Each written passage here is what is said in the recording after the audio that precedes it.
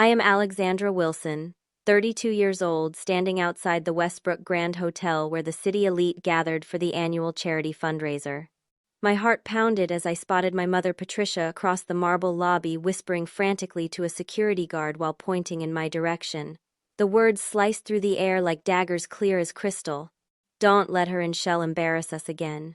Security approached apologetically, blocking my entrance despite my invitation. Devastated, I turned to leave, when suddenly, the guest of honor took the stage and scanned the crowd. His eyes locked on mine. Before continuing my story, where are you watching from today? Hit that like button and subscribe to hear what happened next when my world turned upside down. The Wilson family name carried weight in this city. Old money, old connections, and old expectations that I never seemed able to meet.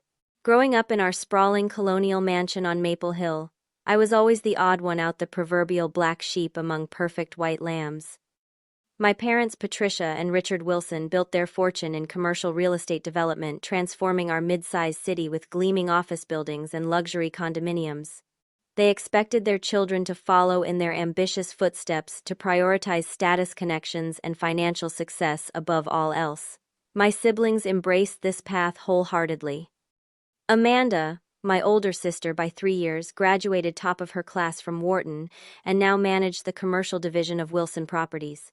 Andrew, my younger brother by 2 years, earned his MBA from Harvard and oversaw the residential developments already featured in Forbes 30 Under 30. Then there was me, Alexandra, the middle child with a passion for social work and community development that baffled my status-conscious family. "Why waste your time with those people?" my mother would ask whenever I mentioned my volunteer work at the downtown community center. "They made their choices in life. Focus on yourself." My father was more direct. "No daughter of mine is going to throw away her education playing social worker to deadbeats and addicts," he declared when I announced my major in college, business law or medicine. "Those are your options." I chose social work anyway, funding my education through scholarships and part-time jobs after they cut off my tuition. Each semester was a struggle, each achievement met with dismissal rather than celebration. When I graduated with honors, my parents attended the ceremony, but left before the reception, claiming a more important engagement required their attention. Growing up, I learned to hide my true self. At family dinners with important clients, I would wear the dresses my mother selected, smile at the appropriate moments, and pretend to care about property values and tax incentives. But inevitably, something would slip. My passion for addressing homelessness or improving access to mental health services would emerge, and my mother's eyes would flash with warning before she smoothly changed the subject.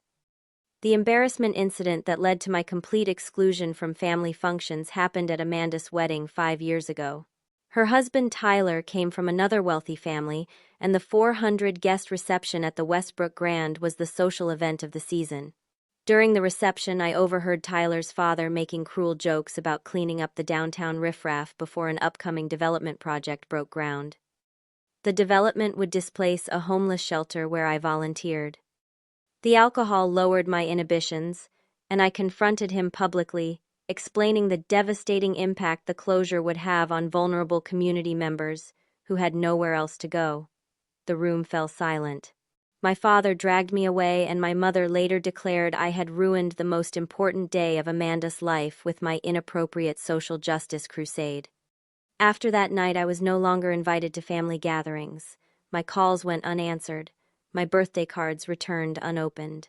I was effectively erased from the Wilson family narrative, existing only as the embarrassing daughter they never mentioned in polite company. The rejection stung, but it also freed me. Without the weight of family expectations, I threw myself into my work, eventually securing a position at the Downtown Community Alliance, coordinating support services for homeless and at-risk youth. The pay was modest, and my apartment was small, but for the first time, I felt aligned with my values. That was where I met Marcus Reynolds, though I didn't know who he was at first. He showed up at our center one rainy Tuesday offering to volunteer. Tall, with kind eyes and an unassuming manner, he rolled up his sleeves and helped serve meals, never mentioning that he was the founder of Reynolds Technology, a company that had recently sold to Google for billions. "I'm just Marcus," he told me when I finally recognized him from a business magazine months later. "Out there I have to be Marcus Reynolds, tech mogul, and whatever else they want to call me. Here I can just be a person trying to help." Our friendship developed gradually over shared values and late-night conversations about community transformation. When it blossomed into romance, it felt natural, inevitable. Marcus understood me in a way no one else ever had, valuing precisely the parts of myself my family had rejected. When he proposed after 18 months of dating, we opted for a private ceremony, just the two of us and a few close friends on a beach at sunset. No family drama, no social posturing, just authentic love and commitment. What my family couldn't know, since they no longer spoke to me, was that Marcus had become the city's most prominent philanthropist. His foundation focused on innovative approaches to homelessness, addiction, recovery, and youth empowerment, all programs I had helped design and implement. The annual fundraiser at the Westbrook Grand was his foundation's signature event, drawing the city's wealthiest residents to support causes they might otherwise ignore. And my family, always eager to align themselves with new money and influence, had become major donors, undoubtedly unaware of my connection. When the invitation arrived, addressed to Alexandra Wilson Reynolds, I knew it was time to confront the past. Marcus offered to make calls to ensure my welcome, but I insisted on facing them on my own terms first. "They need to see me as I am," I told him, "before they know who I've become." Little did I know how dramatically that night would unfold, beginning with my mother's whispered instruction to keep me out. The day of the fundraiser, I spent hours preparing myself both physically and emotionally. I selected a simple but elegant black dress, nothing flashy that my mother could criticize as inappropriate. I kept my makeup subtle and wore the pearl earrings my grandmother had given me before she passed, the only family heirloom I still possessed. Standing before the mirror in my modest apartment, I rehearsed what I might say when I saw them. "Hello, Mother, you look well. Father, it's been too long. Amanda, Andrew, I've missed you." Each phrase sounded hollow, inadequate for bridging 5 years of silence. "They don't deserve your anxiety," Marcus had said that morning before leaving early to prepare for his speech. He kissed my forehead, his familiar scent of sandalwood and coffee steadying my nerves. "Remember who you are now. Remember what we've built together." I took a deep breath and called a rideshare, unable to face the valet stand in my 10-year-old Honda when everyone else would arrive in luxury vehicles. The 20-minute drive to the Westbrook Grand Hotel passed in a blur of anxiety, my hands fidgeting with my small clutch purse. The hotel itself was a monument to old money, all marble columns and crystal chandeliers. I had attended countless functions here growing up, always by my parents' side, always with explicit instructions on how to behave. Now I approached the grand entrance alone, my invitation clutched tightly in my hand. The lobby buzzed with the city's elite in designer evening wear, air kisses exchanged between women with identical blonde highlights and men in custom tuxedos clapping each other on the back. I recognized many faces from my childhood, the same crowd that had always populated my parents' social circle. And then I saw them, my family, standing near the entrance to the main ballroom. My mother, in ice blue Valentino, my father, commanding attention in the center of a group of business associates. Amanda and Tyler accepting compliments on her recently announced pregnancy. Andrew checking his phone with the bored expression he always wore at these functions. For a moment I allowed myself to imagine a different scenario, one where they saw me and their faces lit up with joy, where my mother rushed to embrace me, my father beamed with pride, my siblings welcomed me back into the fold. A fantasy as fragile as spun sugar. Reality struck when my mother spotted me. Her practiced society smile faltered, then disappeared entirely. She whispered something to my father, whose head snapped up, eyes narrowing as they landed on me. Then she was moving, cutting through the crowd with determination, making a beeline not for me but for the security personnel stationed by the ballroom doors. I could read her lips as she spoke urgently to the tall man in a dark suit, her finger pointing discreetly in my direction. "Don't let her and Shell embarrass us again." The security guard Harold, according to his name tag, approached me with professional detachment. "Miss, may I see your invitation, please?" I handed it over my hand steady despite the hurricane of emotions inside me. It's Mrs. actually. Alexandra Wilson Reynolds. Harold examined the invitation, his expression flickering with uncertainty as he looked back toward my mother, who was watching our interaction with hawkish intensity. I'm sorry, Mrs. Reynolds, but there seems to be an issue with your invitation. If you'll step aside, we can discuss this. What issue, I asked, though I knew exactly what the issue was. My last name might include Reynolds now, but the Wilson family had declared me persona non grata years ago. I'm not at liberty to discuss the specifics, ma'am. I'm just doing my job. His eyes held a hint of apology, but his stance was firm. My husband is expecting me, I said quietly. Perhaps you could call him to meet you outside, Harold suggested clearly, uncomfortable but unwilling to defy the influential Patricia Wilson. The humiliation burned hot in my chest, a familiar feeling from childhood when I would say the wrong thing at dinner parties or wear the wrong outfit to family photos. Always the disappointment, always the one who didn't quite fit. I glanced past Harold, to where my mother now stood with my father, both watching the interaction with cold satisfaction. Amanda looked away when our eyes met, finding sudden interest in her champagne glass. Only Andrew held my gaze for a moment longer, something unreadable in his expression before he too turned away. Forget it, I said to Harold, my voice barely audible over the elegant music and social chatter. Tell Mrs. Wilson she won again. I turned and walked toward the exit head high, despite the tears threatening to spill. Outside in the cool evening air, I gulped in a breath, trying to steady myself. My phone buzzed with a text from Jason, my closest friend and colleague from the Community Alliance. How's it going, family reunion successful? I couldn't bring myself to respond with the truth. Another rejection, another confirmation that I would never be good enough for the Wilson family standard. Some wounds never fully heal, and family rejection cuts deepest of all. I sat in my car in the parking lot of the Westbrook Grand Engine off, staring at the elegant facade of the hotel, where inside my family continued their social performance without me. The dashboard clock read 7:30. Marcus wouldn't be speaking until 9.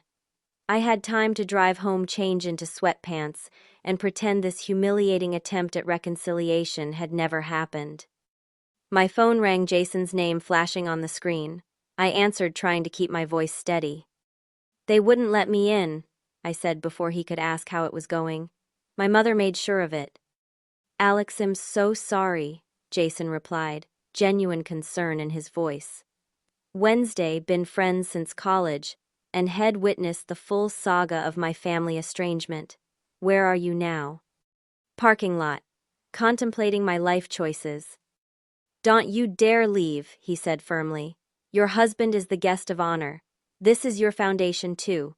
You designed half the programs they're funding tonight. They don't know that. Exactly why you need to be there when they find out. I leaned my head against the steering wheel, remembering Marcus' words from early in our relationship when Id shared the full story of my family rejection. Wednesday been sitting on the roof deck of his surprisingly modest home watching the sunset with glasses of wine. The people who should have loved you unconditionally failed, Head said, his eyes reflecting the orange glow of the setting sun. But that doesn't define your worth. Sometimes standing your ground isn't about changing others. It's about declaring your own value. In the 5 years since my exile from the Wilson family, Id built a life that aligned with my values. Id helped create programs that made real differences in people's lives. Id found love with someone who cherished precisely the qualities my family had deemed embarrassing. Yet here I was, still allowing their rejection to drive me away, still running when things got hard, a pattern Id established in childhood, when my father's criticism became too harsh, or my mother's disappointment too palpable. I'm tired of running, Jason, I said into the phone, a new resolve strengthening my voice. Then don't. Go back in there. Use the side entrance by the garden. That's what I always do when I'm catering, and need to avoid the main lobby. Jason had worked as a server at the Westbrook Grand to put himself through social work school and knew the hotel layout intimately. Thank you, I said, meaning it, for far more than just the practical advice. Call me after. I want a full report on their faces when they realize who's really running the show tonight. I ended the call, checked my makeup in the rearview mirror, and headed back toward the hotel with new determination. The side entrance Jason mentioned was discreetly tucked between manicured hedges, unlocked as he had promised. I slipped inside, finding myself in a quiet hallway adjacent to the main ballroom. Through a partially open door, I could see the event in full swing. Round tables draped in white linen filled the space centered around a stage with the Reynolds Foundation logo projected on a large screen. From my vantage point, I could observe without being immediately noticed. My family occupied a prominent table near the front, my mother holding court among her social peers, my father deep in conversation with what appeared to be potential business contacts. The perfect Wilson family tableau curated for public consumption. The disconnect between their public and private faces had always disturbed me. The same mother who whispered, "Don't let her in" to security donated generously to family support charities. The same father who cut me off financially for my career choice gave speeches about investing in the city's future. Performative philanthropy at its finest, compassion as a social currency rather than a genuine value. Alexandra, a voice behind me, made me jump. I turned to find Margaret Thornton, my mother's oldest friend and fellow charity circuit regular. "I thought that was you. Patricia said you weren't coming tonight." "Did she?" I replied, trying to keep my voice neutral. "How interesting." Margaret had always been kinder than most of my mother's friends, occasionally asking about my work when others avoided the subject entirely. "It's lovely to see you, dear. Are you here with someone?" Her eyes darted to my left hand, noting the wedding ring. Before I could respond, I heard my mother's voice approaching from around the corner, the familiar clipped tone carrying down the hallway. "Margaret, where did you wander off to? The silent auction is about to begin, and—" She stopped abruptly upon seeing me, her face hardening instantly. "Alexandra, I thought security explained that this was a private event." "Hello, Mother," I said, summoning every ounce of composure I possessed. "It's been 5 years. That's how you greet your daughter." Margaret looked between us uncomfortably. "I'll just give you two a moment," she murmured before slipping away. "What are you doing here?" my mother hissed once Margaret was out of earshot. "Haven't you embarrassed this family enough?" "I'm here for the fundraiser," I replied simply. "My invitation was in order despite what you told security. This event is for serious donors and supporters of the Reynolds Foundation, not social workers looking for handouts." The dismissal in her voice was so familiar it almost made me laugh. Some things never changed. "Patricia, is everything all right?" My father appeared, his expression darkening when he saw me. "Alexandra, this is unexpected." "Richard, please escort our daughter out before she causes a scene," my mother said, her voice low and controlled. "I won't have another incident like Amanda's wedding." My father stepped forward, his imposing figure blocking the hallway. "I suggest you leave voluntarily before I call security again. This time they'll have clear instructions." Standing there facing the united front of my parents, the same wall of disapproval it encountered throughout my life, I felt a momentary urge to retreat, to apologize for existing in a way that didn't meet their approval, to slink away and nurse my wounds in private. Instead, I straightened my spine and met my father's gaze directly. "I'll be staying for the program," I said calmly. "You might find it illuminating." "Always the difficult one," my father muttered, reaching for his phone, always determined to make things harder than they need to be. I stepped back, not wanting to create the scene they were so afraid of. "Enjoy the event, Father, Mother. I look forward to the main presentation." I walked away before they could respond, finding a quiet alcove where I could compose myself before deciding my next move. The fundraiser was officially beginning, and soon Marcus would take the stage. Whatever happened next, I needed to be present to witness it. The main program began promptly at 8:30 with Diane Rothschild, the event's chairwoman, taking the stage to welcome the assembled guests. From my position at a small table in the back corner, partially obscured by a large floral arrangement, I could observe without being immediately visible to my family. "Ladies and gentlemen, welcome to the 3rd Annual Reynolds Foundation Gala," Diane announced, her voice amplified through the ballroom. "Tonight we celebrate the remarkable work being done to address homelessness and youth empowerment in our community." A video began playing on the large screens, showing the foundation's projects throughout the city. My heart swelled with pride, seeing the youth center we had opened last year, the transitional housing program that had helped dozens of families find stability, the job training initiative that boasted an 80% success rate. These were programs I'd helped design causes I'd championed when my family had dismissed them as lost causes. When the video ended, Diane returned to the microphone. Thanks to your generous support, these programs have changed countless lives. And now I'd like to introduce our host committee, beginning with our platinum-level sponsors.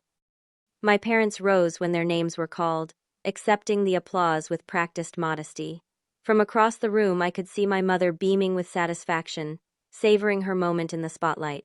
Patricia Wilson lived for such recognition, collecting charitable board positions like trophies.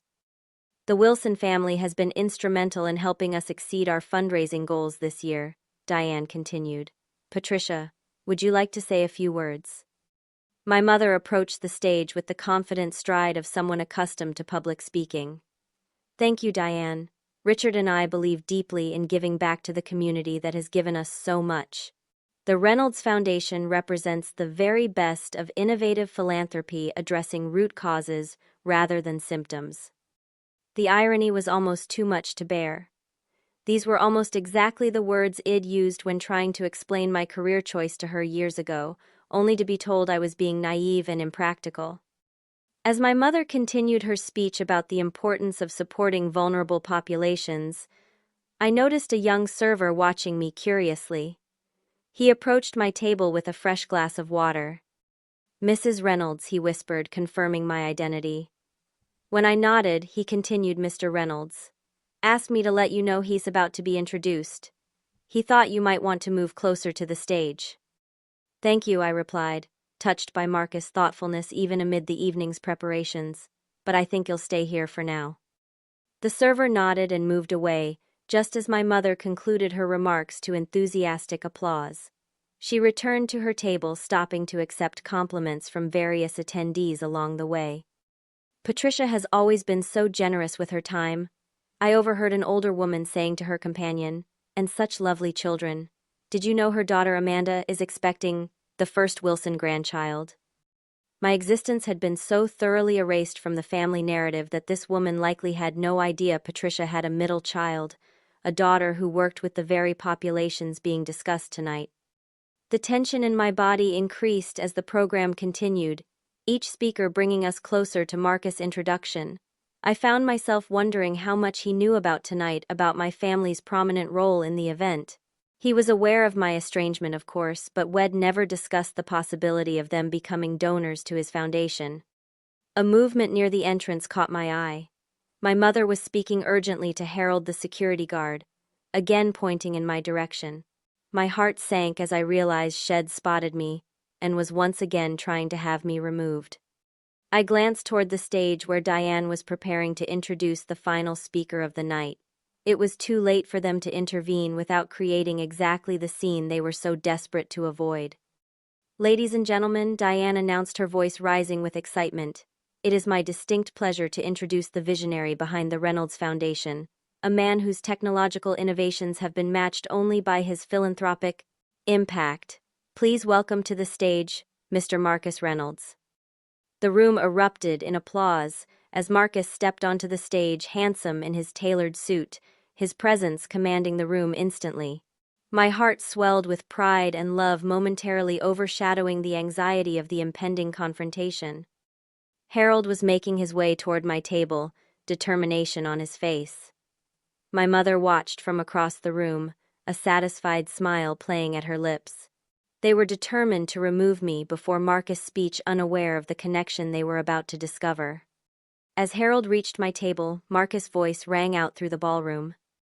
Thank you for that warm welcome. Before I begin, there's someone very special I need to acknowledge. Marcus stood tall at the podium, his confident presence drawing all eyes in the room. He wore the same warm smile that had first attracted me to him, though now it was directed at the crowd of wealthy donors rather than just me. When we talk about authentic relationships and community support, he began, his voice resonating through the ballroom, We often focus on the grand gestures, the big donations, the public commitments. But true change-lasting impact starts with genuine connection and understanding.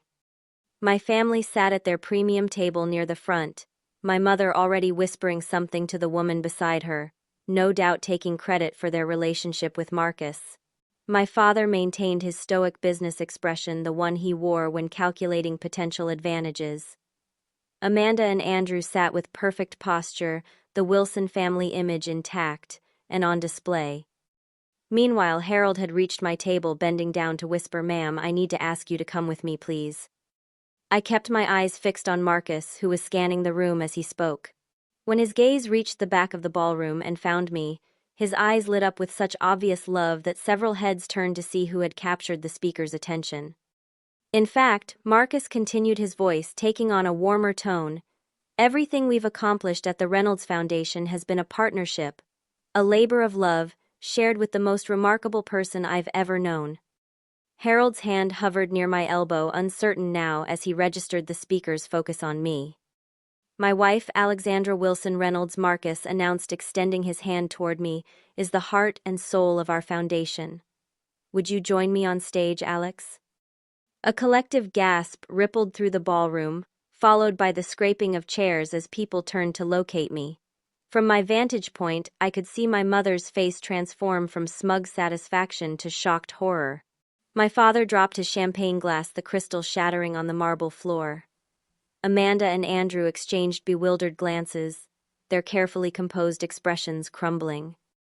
Harold stepped back from my table, his professional demeanor giving way to confusion.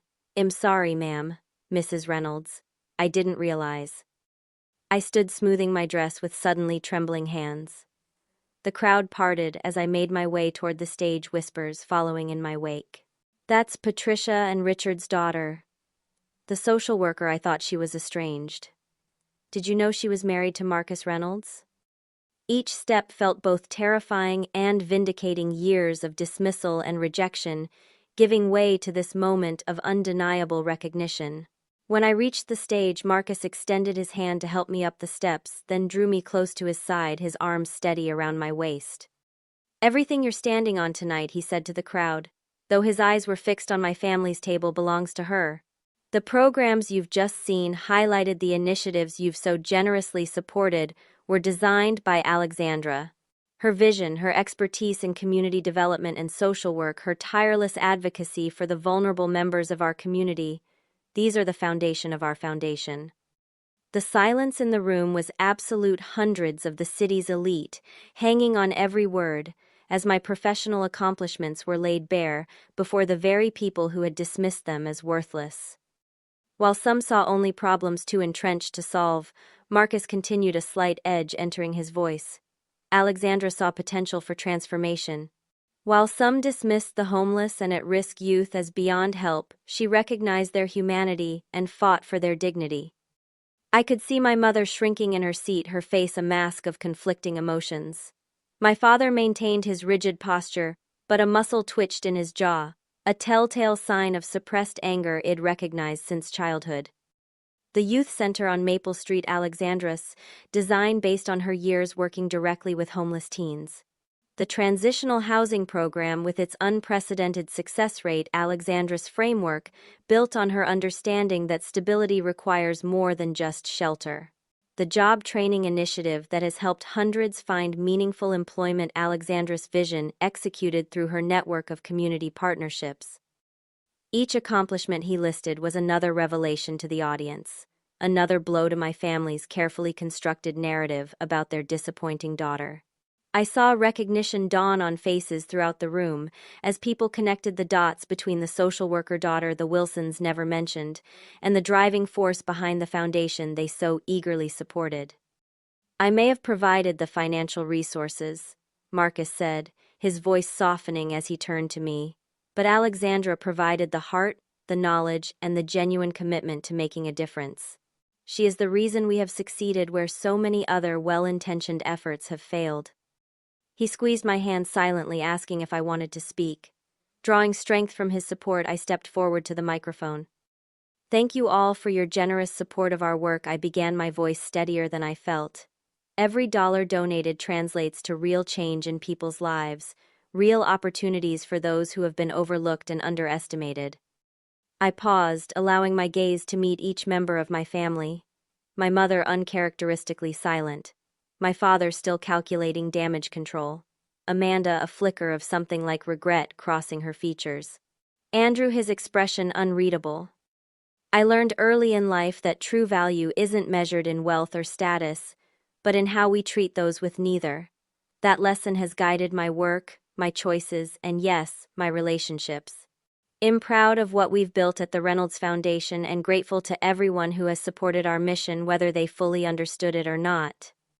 The subtle rebuke was not lost on the audience, several of whom shifted uncomfortably in their seats. Philanthropy as social currency was common among this crowd, genuine understanding of the issues less so. Tonight isn't about the past, I continued, though everyone in the room understood the subtext. It's about the future we're building together, a future where everyone has the opportunity to thrive regardless of their starting point. Thank you for being part of that vision.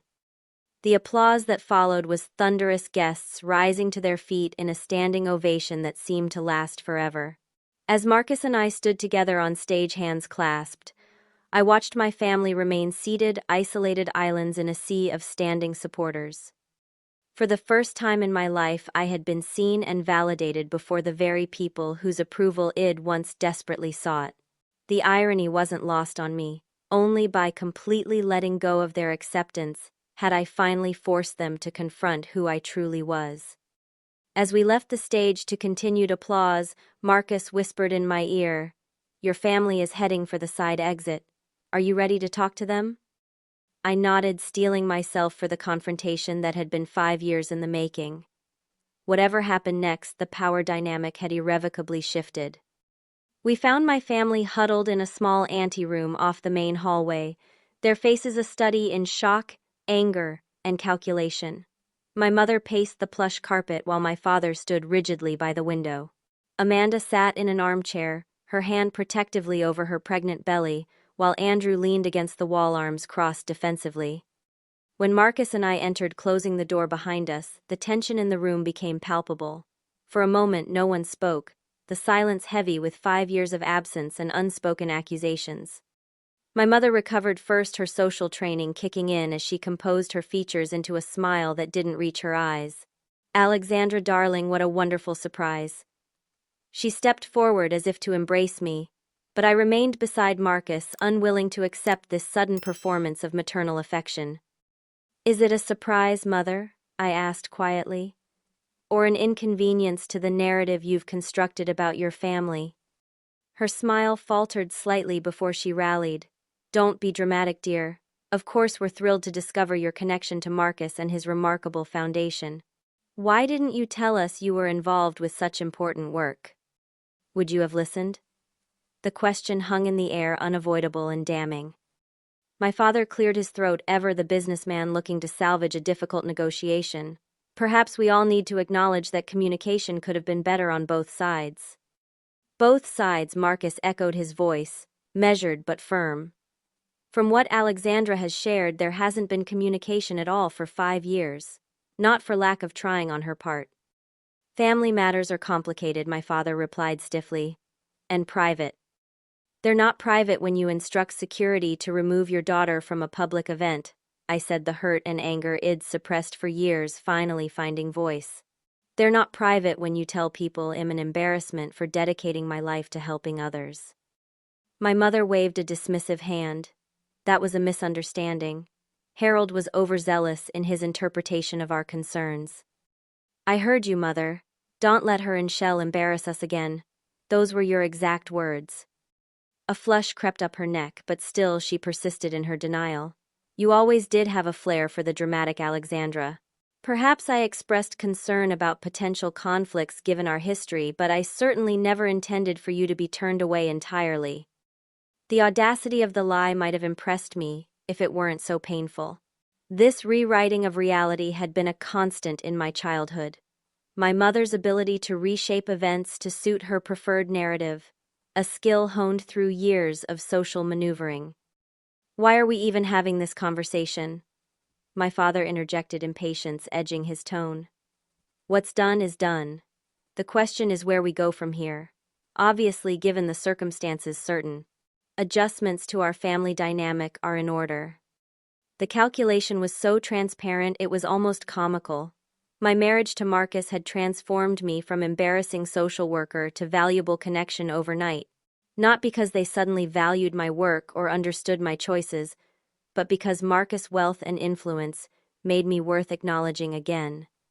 I'm curious, Marcus said, his arms steady around my waist. What adjustments did you have in mind, Mr. Wilson?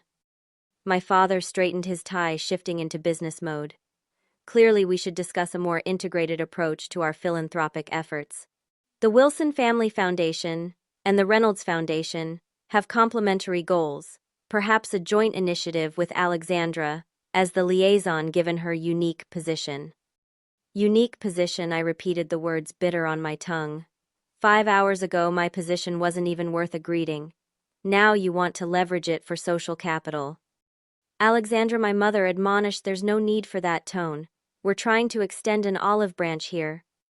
An olive branch requires acknowledgement of harm done, I replied. All I hear is strategic repositioning.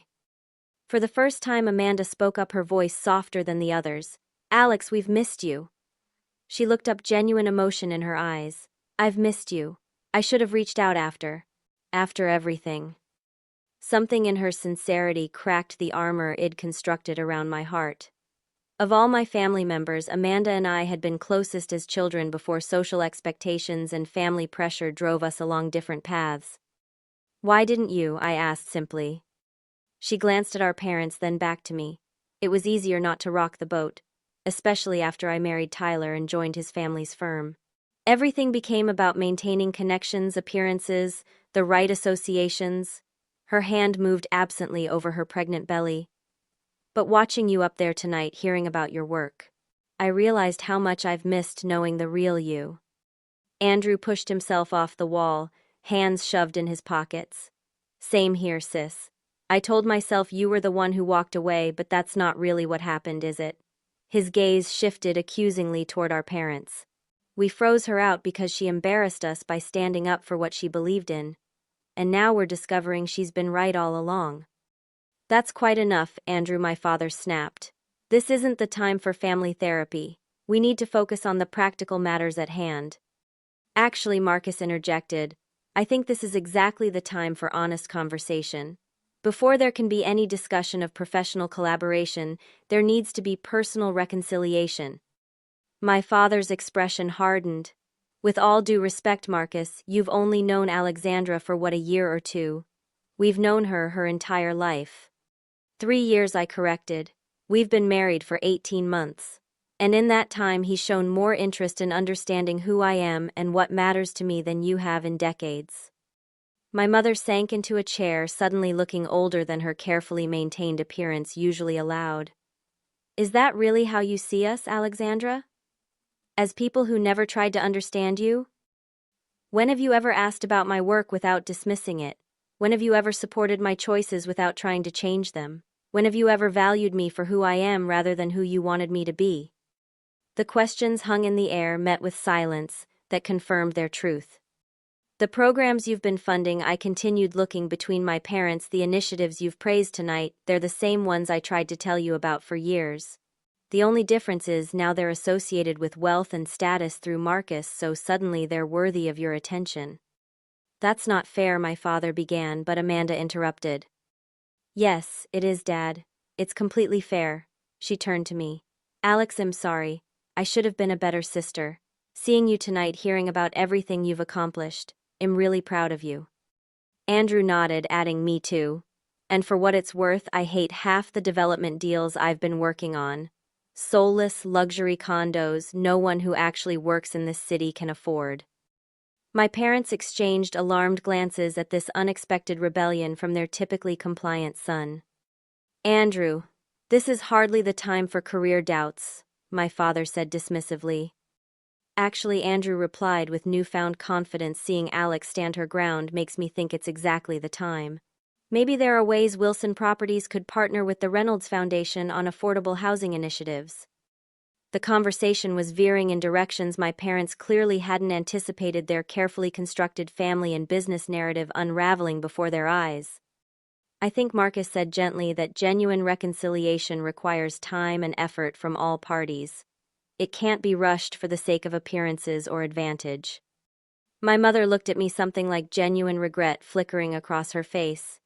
Alexandra, perhaps we have been less understanding than we could have been.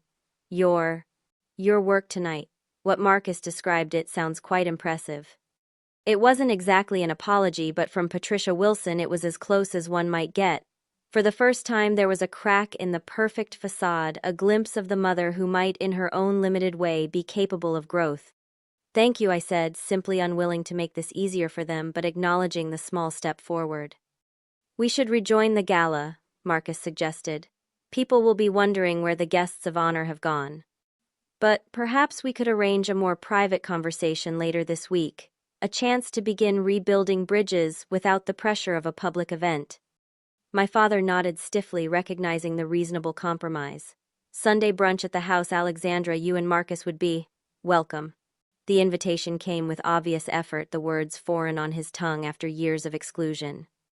I looked at Marcus, who squeezed my hand supportively, then back at my family.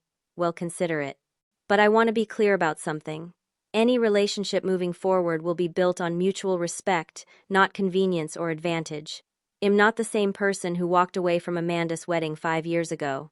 I'm stronger now, and I won't compromise my values or my work for the sake of family harmony. My mother pressed her lips together, clearly fighting the urge to object to my terms. My father nodded curtly, businessman, that he was recognizing the non-negotiable condition. Amanda stood approaching me hesitantly. Whatever you decide about Sunday, could we maybe get coffee sometime? Just us.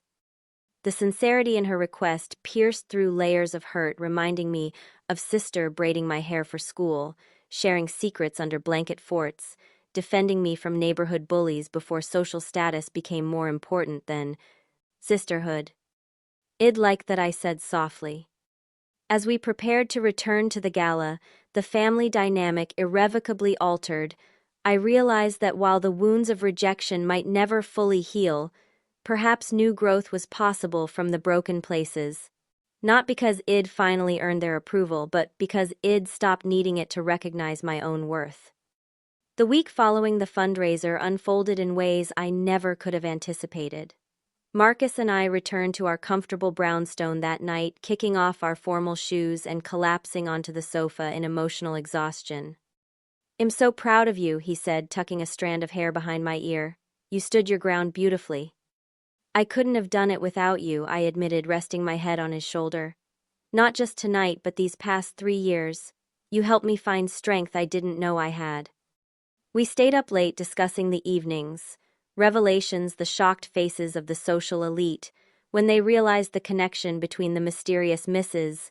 Reynolds and the Wilson family, black sheep, the tentative olive branch extended by my siblings, the calculated repositioning of my parents. Do you think they can change? I asked as we finally headed to bed, moonlight filtering through our bedroom window. Marcus considered the question thoughtfully. People can change when they want to badly enough. The question is whether your parents want to change their values or just their approach to maintaining appearances. His insight, as always, cut to the heart of the matter. The Wilson family operated on perception, on the careful curation of status and connection. My return to the fold represented both a challenge to that system and, paradoxically, an opportunity to enhance their social standing through their connection to Marcus and the foundation. True to her word, Amanda called the next morning, her voice tentative, as she suggested coffee at a small cafe halfway between her office and mine. Our first meeting was awkward, years of distance, creating conversational landmines we carefully navigated. I didn't even know you were dating anyone, let alone married, she said, stirring her latte absently. How did you meet Marcus? I told her about our first encounter at the community center, how he had volunteered anonymously, how our friendship had grown into romance gradually over shared values and vision. That's actually really beautiful, she said, a touch of wistfulness in her voice. Tyler and I met at a charity gala. Our parents introduced us. It was practically arranged. Are you happy? I asked, realizing I knew almost nothing about her life beyond the perfect exterior presented at family functions. She hesitated, glancing down at her pregnant belly. Content. Tyler is kind in his way. The pregnancy was planned, everything on schedule, according to the life plan father approved. A shadow crossed her face. But watching you last night, the way you and Marcus look at each other, the passion you have for your work, I wonder sometimes what I might have become if I'd been braver. That conversation opened a door between us, tentative texts evolving into regular coffee dates, gradually rebuilding the sisterhood we'd lost. Through Amanda, I began to reconnect with Andrew as well, who confessed his growing disillusionment with the family business and his interest in sustainable development. I've been following your work with the foundation secretly for years, he admitted during a lunch meeting where WED invited him to discuss potential housing partnerships. Those tiny house communities for veterans, brilliant design, practical implementation. I kept a file of news clippings, never realizing it was my own sister behind it all. My parents proved more complicated as expected. We did attend the Sunday brunch, Marcus and I arriving at the Wilson family home for the first time since my exile. The familiar colonial mansion looked exactly the same, immaculately maintained grounds, an imposing facade. A physical manifestation of my parents. Values impressive, exterior, rigid boundaries, everything in its proper place. My mother had clearly instructed the staff to prepare my favorite foods from childhood, a gesture that might have touched me more deeply if she hadn't also invited 3 other couples, prominent philanthropists, whose presence ensured the gathering remained on careful social footing rather than delving into emotional territory. Alexandra has been too modest about her accomplishments, she told her guests, patting my hand with performative affection. We've always known she had unique sensibilities. The rewriting of history was breathtaking in its audacity, my years of rejection transformed in her telling to a mother's proud support of an independent daughter's unconventional path. I caught Marcus' eye across the table, his subtle headshake cautioning patience. This was only the beginning of a long journey, and expecting immediate transformation would only lead to disappointment. My father approached reconciliation like a business negotiation, proposing a joint development between Wilson Properties and the Reynolds Foundation that would include affordable housing units alongside market-rate condominiums. We bring the construction expertise, you bring the social service components, he explained during a meeting in his downtown office. Mutually beneficial arrangement. And excellent press, I noted, unable to resist pointing out the public relations advantage such a partnership would provide for a development company often criticized for gentrification.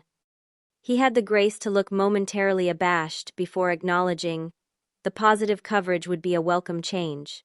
But he added, meeting my gaze directly for perhaps the first time in my adult life, that's not the only reason. Your work, it's making a difference. Real impact, measurable outcomes.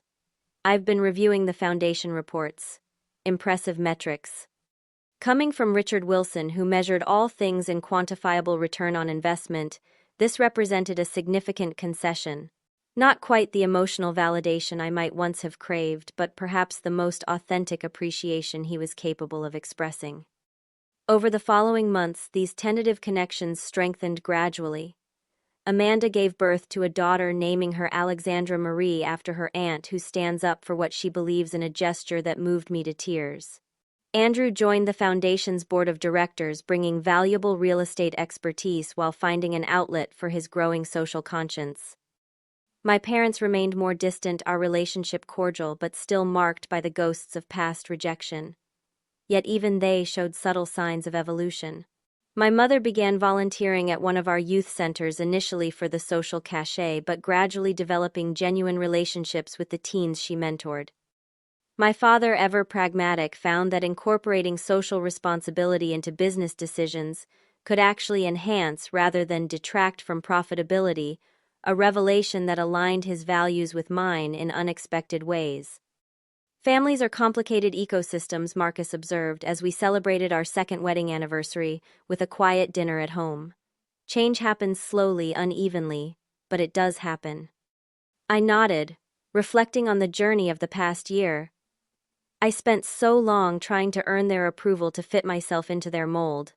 The irony is that only by completely releasing that need, by building a life authentic to my values, did I find a way back to them on different terms. And those terms are mutual respect, I said without hesitation. I don't need them to be different people with different values.